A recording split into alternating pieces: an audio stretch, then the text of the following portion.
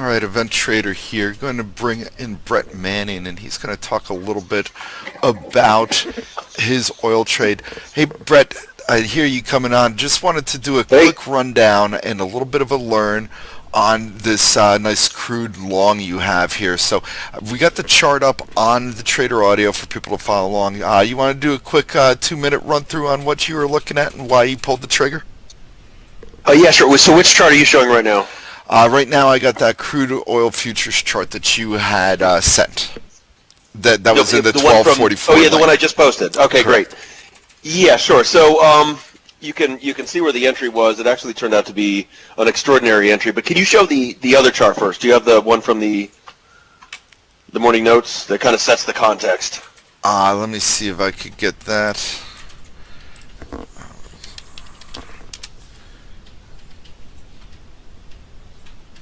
So from your ETF notes earlier, let me pull that in. All right. So I got the chart up there now.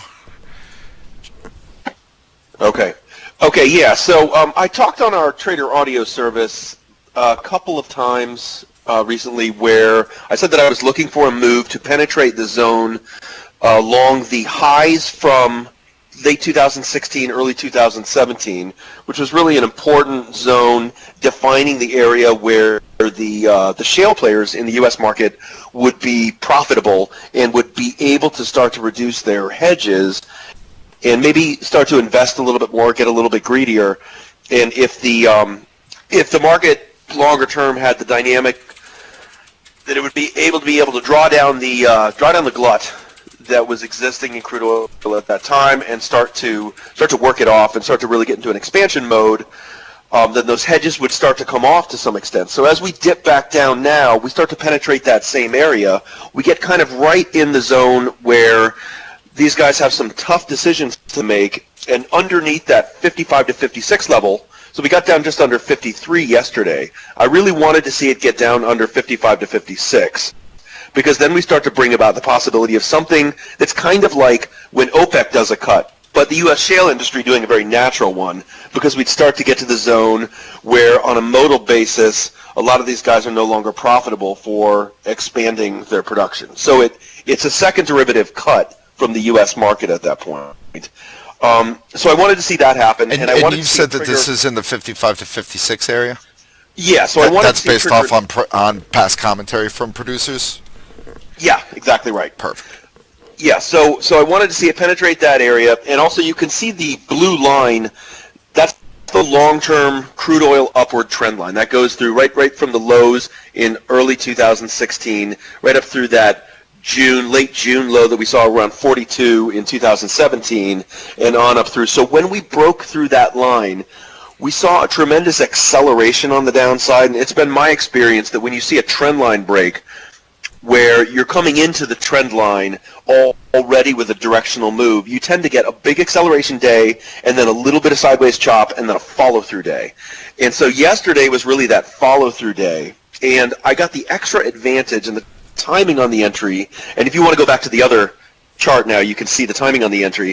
The timing on the entry really turned out to be exceptionally perfect because we got commentary from Trump in terms of his relationship with Saudi Arabia and the implication that Saudi Arabia was really working with him to control supply, which suggests not cutting Saudi Arabia's essentially acts in OPEC. And if we have the implication that Saudi Arabia's relationship with the rest of the world is somehow dependent upon going more through the White House now, then the White House has extra control over oil prices and whether or not OPEC is going to aggressively cut production. So that really led to an extra acceleration on the downside. So it was already below the level I was looking for, and then that extra acceleration on the downside gave me something along the lines of an extra overshoot. It's like overstretching a rubber band. So the second we held after that set of headlines really offered a kind of snapback possibility. And we're seeing that snapback now, and the trade is up, close to 300 ticks.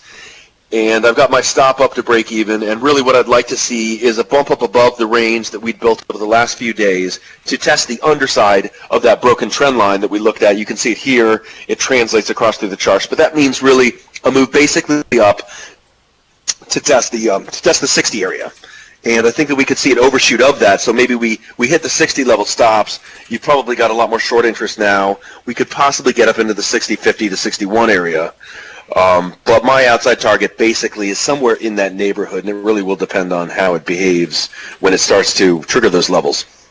All right, there you have it, the anatomy of the crude oil long. Brett, very good job here, and definitely thanks for the explanation on that trade. Sure, you got it, Gav. All right, talk to you soon. Okay.